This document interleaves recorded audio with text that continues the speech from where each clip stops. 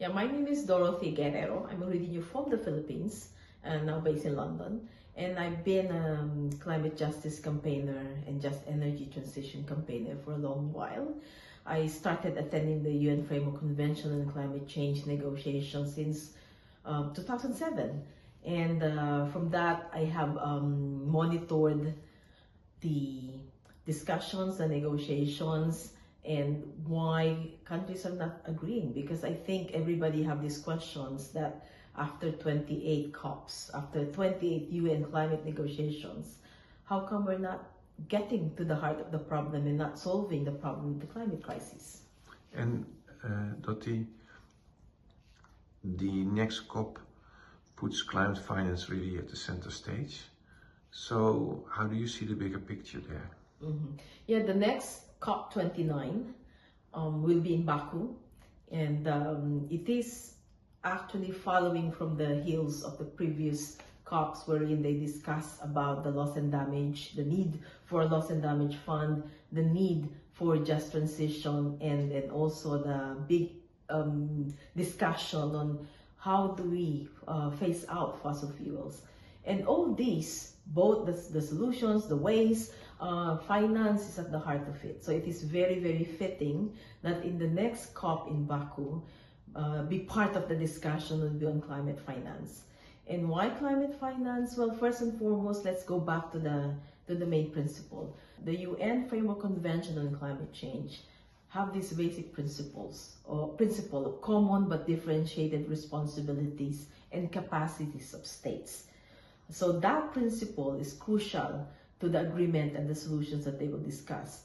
And at the heart of that is finance. So when we talk of climate finance, we're talking about how do we fund climate actions that are necessary, and these should be climate actions that are appropriate to the deepness or to the depth of the problem. So when we talk about climate finance, let's talk about where will it come from, who should give it, and where it will be used.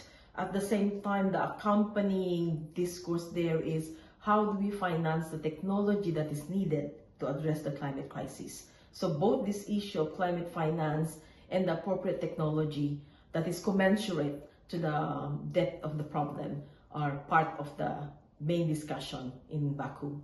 And if there are 3 points that you had to sort of get across, which would be those 3 points? I think first and foremost, we have to stop subsidizing fossil fuels. Fossil fuels, just 100 fossil fuel companies are contributing a lot to the climate problem or to the emissions that is causing climate change. And many people don't know this, but they are highly subsidized. Billions of dollars, pounds, euros go to their subsidies. And if to think that they play a big part in creating the climate crisis, how come they get a lot of money from our government to subsidize their operations? So let's stop the subsidy. There is already that advice since 2 years or 3 years ago of the International Energy Agency that no new exploration and projects on fossil fuels should stop. But the thing is, how will they stop if they keep on getting the subsidies? They are already benefiting a lot. They are earning in billions annually. Just the top 5 fossil fuel companies are earning billions in their profiteering at the expense of climate, at the expense of the poor, both in the north and the south, but especially in the climate vulnerable countries. And they're getting the subsidies. We're making them richer from our tax money because our governments are keep on giving them subsidies. Second, there is a big discussion on taxing the rich to pay for the climate crisis, because the argument of the government as well is there's no money to pay for the climate crisis because of the war in Ukraine, now also the war in Palestine, or the occupation of Palestine, and then also there's a factor of that occupation in the climate crisis, because a lot of the fossil fuel companies are also benefiting from that war. Part of the tax the rich campaign is because of the idea that if you just tax the rich 1% of their wealth, and we're talking of the 1% of the population and 1% of their tax, we could already raise 1 trillion annually. And that 1 trillion can go to finance, to put into climate finance.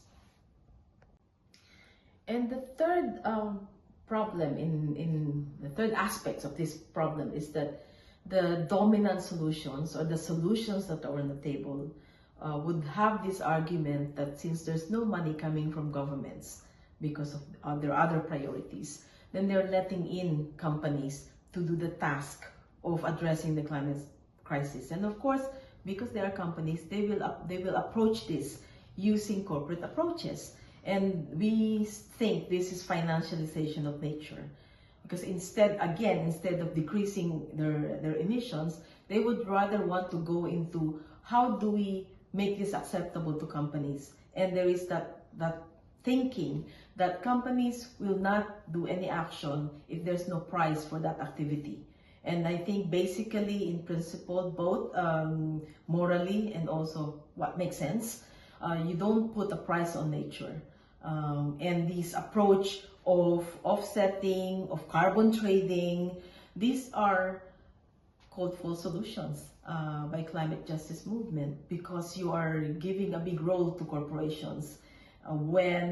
If you give them a big role, then there will be less role or even no role for people, for communities that are being impacted by the climate crisis.